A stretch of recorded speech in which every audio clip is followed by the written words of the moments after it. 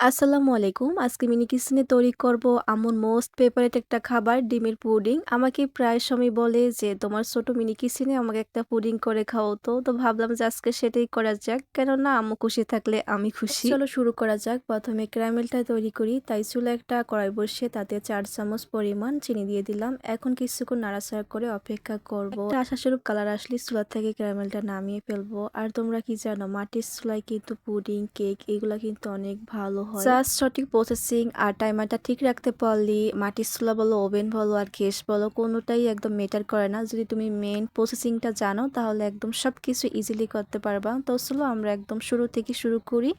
এখানে তো প্রথমে দেখছো যে আমি ক্যারামেলটাকে সেট করে নিয়েছি আর এই পাশে হচ্ছে 2টা ডিম নিয়েছি। যেহেতু এটা ছোট্ট একটা পুডিং বানাবো 2টা ডিম নিলে হয়ে যায়। তোমাদের সবার থেকে একটু সময় চেয়ে নিয়েছি। আমার ইউটিউব চ্যানেলটা একদমই নতুন, প্লিজ সবাই একটু পাশে থেকেও একটু ট্যাপ ট্যাপ করে সাবস্ক্রাইবটা করে দাও প্লিজ প্লিজ। ডিমগুলো তো পেটানো হয়ে গেছে, এখন দিয়ে দিব চিনি আর চিনিটা দিয়ে দিছি 3 চামচের মতো। এখন ডিম আর চিনিটাকে খুব সুন্দর করে আমি এখানে মিক্স করে নিয়েছি আর সঙ্গে হালকা পাতলা একটু লবণ দিয়ে নিবা।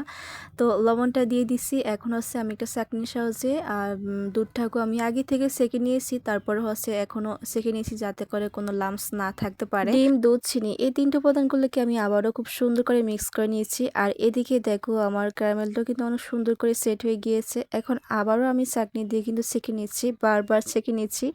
আমি ক্যারামেলটা তৈরি করার ক্ষেত্রে কিন্তু অনেক অ্যালার্ট থাকি, কারণ পুডিং করার ক্ষেত্রে একটু লাম্পসটা বেশি থাকে। দেখো চাটনি শেষে কিন্তু তোমরা অনেকগুলো লাম্পস দেখতে পাবা। এই যে এগুলা কিন্তু ডিম থেকে বের হয়, ডিমে যে প্রলেপ থাকে সেগুলাই এগুলা। তো এগুলো আর কি ভিতরে যদি থাকে তাহলে খেতে ভালো লাগে। এখন 30 মিনিটের মতো কুক করে নিব। এখন তোমাদের মেন কথা হয়েছে যে চুলার আঁচটা তোমরা কিভাবে রাখবা। তোমরা একদম চুলার কাছেই থাকতে হবে, 30টা মিনিট একদম চুলার কাছেই থাকবা। চেষ্টা করবা যে একই আছে চুলার আঁচটা রাখার জন্য, তাহলে দেখবা তোমাদের পুডিং বলো কেক বলো একদম পারফেক্ট হবে। আর একটা কাঠি দিয়ে চেক করে নিয়েছি, দেখো কাঠিটা একদমই ক্লিন আসছে, অর্থাৎ পুডিংটা একদম ভিতর থেকে পারফেক্ট হয়েছে। দেখলেই বোঝা যায় যে কতটা স্মুথ দেখাচ্ছে।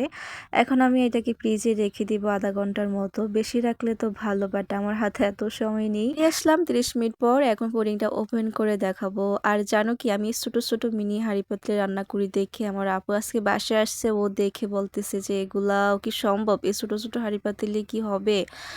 পরে আমি বললাম যে আচ্ছা তুমি ওয়েট করো, আমি জাস্ট তোমাকে রেডি করে দেখাই। বিশ্বাস করবো না, আমি জাস্ট 45 মিনিট থেকে 1 ঘন্টার মধ্যে, যেহেতু মাটির চুলা একটু তো সময় লাগবে, আমি পুডিংটা করে দেখাচ্ছি। আর দেখো মাশাল্লাহ আমার পুডিংটা কত সুন্দর হয়েছে। ছোট বড় পাত্র, ওভেন, মাটির চুলা, গ্যাসের চুলা এগুলো একদমই ম্যাটার করে না। যদি সঠিক পদ্ধতি জানা থাকে তাহলে সবকিছুতেই ভালো করা সম্ভব। এবার বলো মিনিসার ভিডিও এবং পুডিং রেসিপি ভিডিওটি তোমাদের কাছে কেমন লাগলো তা কিন্তু অবশ্যই কমেন্ট বক্সে জানাতে একদমই ভুলবা না। তো আজকে ভিডিওটি এই পর্যন্ত রাখছি, সবাইকে অসংখ্য ধন্যবাদ এতক্ষণ সঙ্গে থাকার জন্য।